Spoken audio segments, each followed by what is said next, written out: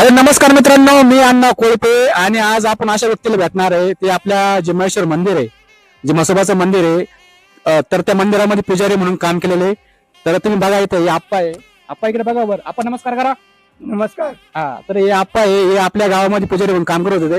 तर आपल्याला आप्पाशी थोडा गप्पा मारायचा आहे. तर आप्पा, बोला. तर तुम्ही जेव्हापासून पुजारी होते हा, तेव्हा त्या गावचे सरपंच कोण होते? तेव्हा सरपंच भैरवनाथ गोपाळ कोळपे. अच्छा ते होते का? जे आपलं जे महेश्वरचं मंदिर आहे त्याला किती वर्ष झाले इथं स्थापन? थांबा, मला सांगायचंय, तुम्ही कोळपेवाडी आणि कोळवसडे एकत्र गाव होती हो, बरोबर. आणि त्याच्यानंतर काही पूर वगैरे यायचे, त्यामुळे कोळपेवाडी आणि कोळवासडे दोन भाग झाले आणि कोळपेवाडीच्या लोकांना मेनपाळ असल्यामुळे महेश्वर मंदिर पूर्वी खडक होता, त्या खडकावर त्यांची वस्ती झाली. त्या वस्तीजवळ ते खडकावर एक त्या गावकरी शिंदूरून एक मंदिर बनवलं. त्याच्यानंतर ते महेश्वर त्यात निर्माण झालं आणि त्या महेश्वराची त्यांनी स्थापना केली. नंतर ते आणि एक तळ होतं, त्याच्या दगड काढण्यासाठी खोदकाम करण्याचा खोदकामाचा एक जिरा सापडला. त्या जिऱ्याचं पाणी पिऊन महारोगी वगैरे बरे व्हायचे.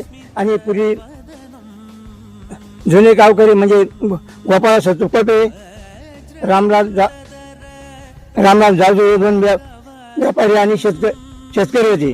त्यांच्या हा, बरोबर. हा, बरोबर. त्यांच्या मंदिर सेवा वगैरे केली. त्याच्यानंतर पुढे ग्रामपंचायत म्हणजे हे झाले, ग्रामपंचायत झाल्यानंतर गोपाळ सत्तूचा मुलगा भैरवनाथ दादा हे सरपंच झाले आणि सरपंच यांनी 25-30 वर्षे स्वतः सरपंच राहिले आणि किती वर्ष सरपंच होते?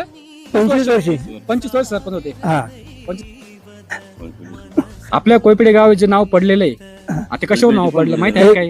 हा, कोळपेवाडी गाव पूर्वी कोळपेवाडी आडनावाचे लोक जास्त असल्यामुळे कोळपेवाडी गाव हे नाव.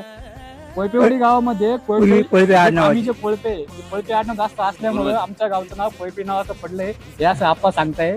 तर अजून आप्पाला पण आपण प्रश्न विचारणार आहे.